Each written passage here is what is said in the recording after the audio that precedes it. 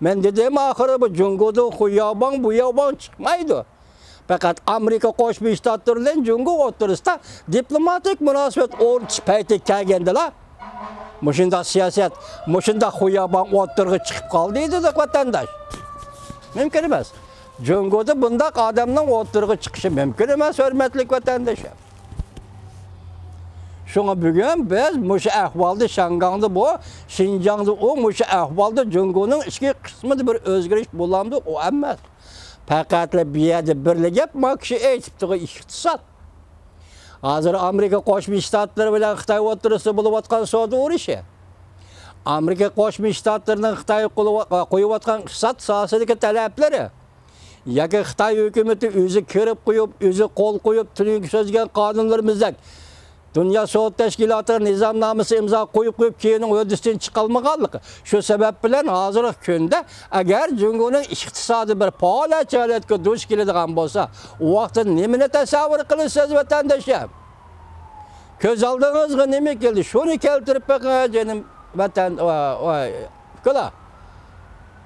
vatandaşlar. Shuni esiniz keltirib bakın, oldingiz keltirib bakın.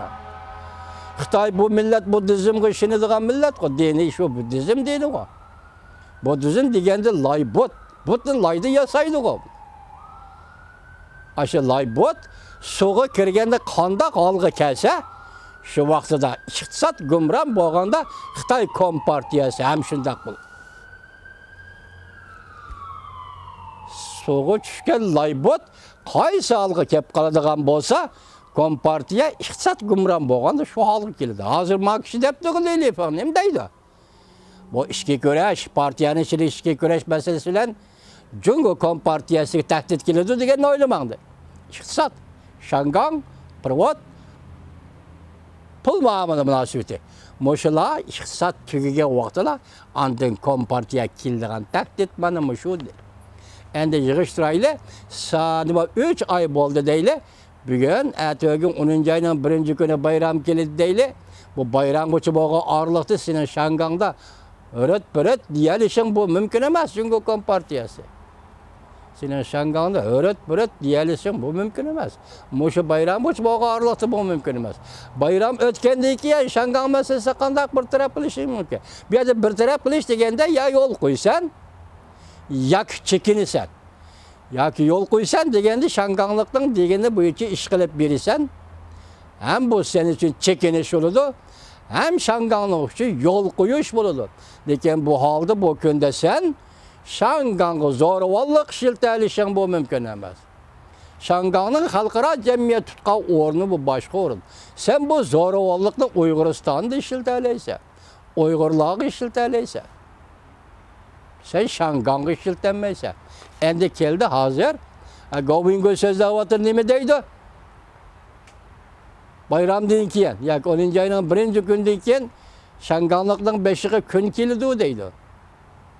Shanganglik jafo mushaqqatning ichida qoladi deydi. Lekin buni konkret bir nima demaydi. Qanday qoladi? Buni demaydi. Bu ehtimol bostirishni, Shangangni bostirishni, Xitoyning bostirishni ko'z tutayotgan bo'lishi kerak. Bunu bayramdan keyin ko'ramiz. Alloh hammamizning umrini salomat qilsa. Lekin gap hozir musha kelganda, ichki jihatda partiyada ko'rash va u bu degan qo'yinglar. Bu millatchilar o'zining manfaatini o'zi o'ylaydiki, u davlatning manfaati, xalqning manfaati qilcha. Hargiz unda o'ylamang vatandosh. O devletli muşu qattiq meydanmış, tarisa meydanı bilen bütün devlette bayram qilib etdiki, Xitoy hargiz ichki jihatda urush talash qilib, Jiang Zeminning yaxshisi Xi Jinpingning yaxshi Hu Jintao esilib, bu devletni aloqa qiladigan qoida yo'q. Chunki siz bu yerda qarangki, millatchilik, biri aqliy millatchilik, ya'ni madaniyatlik millatning millatchiligi, yana biri vora ibtidoiy millatchilik. Medeniyetsiz milletin milletçiligi. Bu bir-birinden tüp farklanadigan siyosiy hukmlar. Bugün Uyg'urlar medeniyetsiz bir yovvoyi millettin milletçiligi to ostiga tushib qoldi siyoset. Uyg'urning bugungi taqdiri dalanan shu.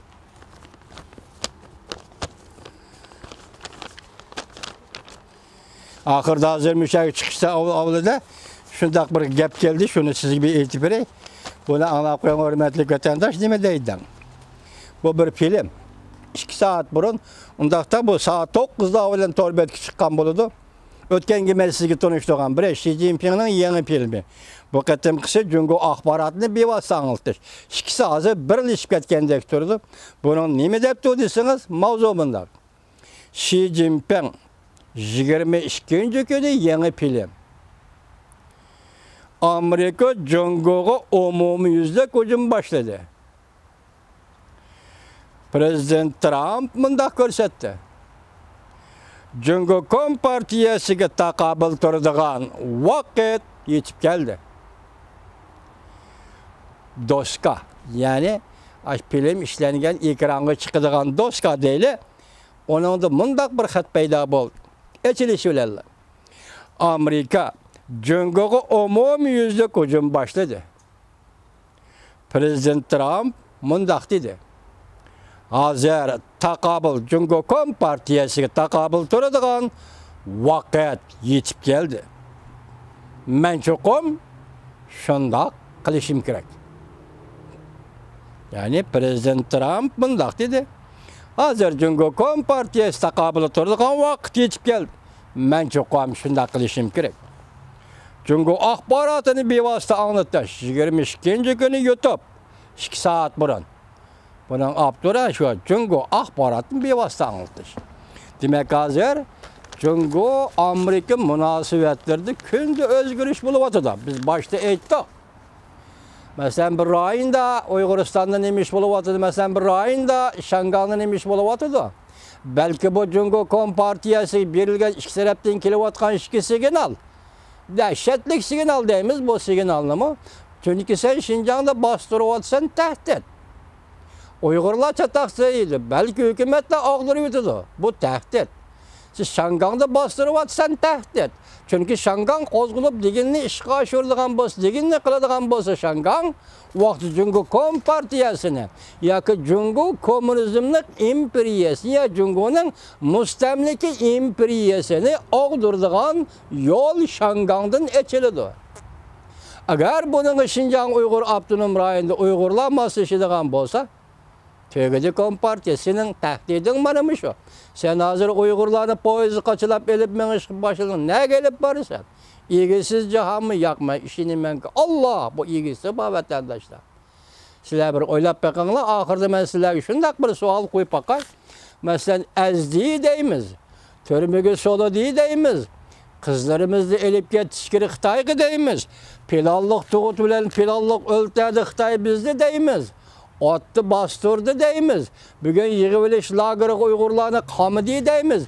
Muşularını davatımız hürmetlik vatandaş. Biz nan yiyen başkalarına okşaş nan yiyen millet. Nimişka Uygur milleti nimişkımış günü kaldı. Hey millet hey. Oyla baka Uygur milleti nimişkımış gün kaldı. Adam o. Sen mi adamı başkalardak adam o. Nimişkımış günü kaldın. Bir oyla baka be insan hey. Oyla baka. Oyla baka. Bunu meyle dini yaktan oylap bak, meyle ilim pensası oylap bak, meyle karanlıktan oylap bak, meyle hayasızlık ve ayaklıdıgan milletten oylap bak, yakı tarihin içtimaiyetten oylap bak, iktisattan oylap bak, hem taraftan oylap bak. Bu sual ile üzerine oylap bak vatandaşlar. Ben sizler gazı saklap gelip atkan bir haberim var, kaçan peytkası çıkımen diyen idi. Ben bunu çıkıp ayrım bir söz deymen. Siz şuna dikkat kılın. Vatandaşım anlap koyuncu mu? Fransiyalik paylasop deyler. 19. asır bilen 17. asır bilen 16. asırının beşi ve ahırda yaşayan paylasop. Şundak diyen idi bu da kitabın ne çıkıp sizge okpırma vatandaşım. Bunun 500 yıl burun, demek öz yaşavatkan devirden 500 yıl burun. Yakı 12. asır, yakı 11. asırga doğru keldi. Şundak mı? 500 yıl. 11. asır olsa 16. asır. 17. asır olsa 12. asır. Bunun 500 yıl burun. Bugünkü Şimali Avrupa'da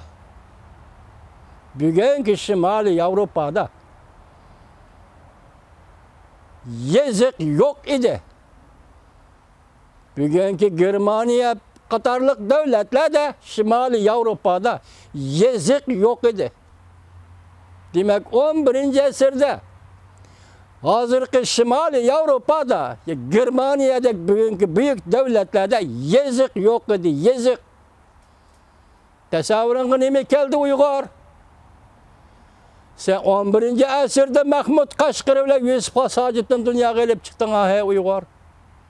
Yazıq var, yoxluq meselesi emas. Devlet talimatını götürüp Yusuf Hacıb Kutatqo bilikveler dünyanın sahnesiga çıktı ya Uyğur. Nemiş ki bu günü kaldın? Uyğur. Nemiş ki bu günü kaldın? Qara, bir izim payda bolgan günü, o izim şu günüla, şu tariqada, şu rəvişdə insanların içində umumlaşmaydı. Meyli din, meyli Hristiyan dini, meyli İslam dini. Nemi bu işin qat'inəzər? O asta özgürlük hasıl qıldı. Yaki özünün felsefesi nişanı çetneydi. Yaki özünün felsefesi nişanı asasında burmulaydı. Vatandaşım öyle bakka 15. əsri kəgə vaxtıdır sen nemiş kıldın? Hatta tünügün 50. yıllar geçe.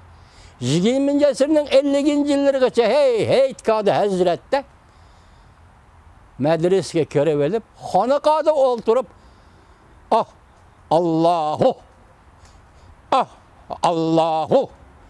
dollarını sapay bile yığır kıldın ey millet ey. Sen kanda bir minutu. Seliştirip bak yüzünü. Sen 20. əsr 15. əsrde muşunu kıldın. Senin ecdadın yani şu İslam dinini doğru düşünüp, doğru cari kılıp, doğru yolgu selip şu İslam dini yaratkan medeniyet asası da Yusuf Hacib bilen Mahmud Qaşqari'ni ottırıp gelip çıktı. Sen şu arlıktaki 500 yıl, 600 yıl ceryanında bu iş ne? Kanda buzup koydun. Bana sen oylaydıgan sualmış ya da Uyğur. Mahmud Qaşqari yaşagan da bir, Yusuf Hacib yaşagan da bir, İslam dini muarifi devriydi ya. Sen neymiş ki bugün bu günge kaldın?